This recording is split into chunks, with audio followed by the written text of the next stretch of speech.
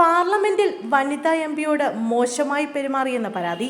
രാഹുൽ ഗാന്ധിക്ക് വനിതാ കമ്മീഷന്റെ നോട്ടീസ്. പാർലമെന്റിലെ സംഘർഷവുമായി ബന്ധപ്പെട്ട് വനിതാ എംപി നൽകിയ പരാതിയിൽ രാഹുൽ ഗാന്ധിക്ക് നോട്ടീസ് നൽകിയെന്ന് വനിതാ കമ്മീഷൻ അധ്യക്ഷ വിജയ് കിഷോർ രഹത്കർ.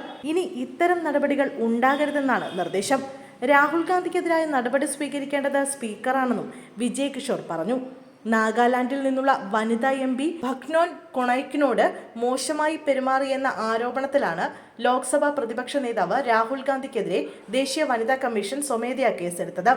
പാർലമെന്റിൽ നടന്ന പ്രതിഷേധത്തിനിടെ രാഹുൽ തന്റെ അടുത്തുവന്ന് ആക്രോശിച്ചുവെന്നും ഇത് തനിക്ക് അങ്ങേയറ്റം അസ്വസ്ഥതയുണ്ടാക്കിയെന്നും കൊണൈക്ക് പരാതിയിൽ പരാമർശിച്ചിരുന്നു. തന്റെ അന്തസ്സും ആത്മാഭിമാനവും രാഹുൽ ഗാന്ധി കാരണം വ്രണപ്പെട്ടതായും ഇവർ ആരോപിച്ചു. ആരോപണത്തിന് പിന്നാലെ പ്രതിപക്ഷ എംപിമാർ തന്നെ തടഞ്ഞുവെന്നും ഭീഷണിപ്പെടുത്തിയെന്നും രാഹുൽ ഗാന്ധിയും ആരോപിച്ചു.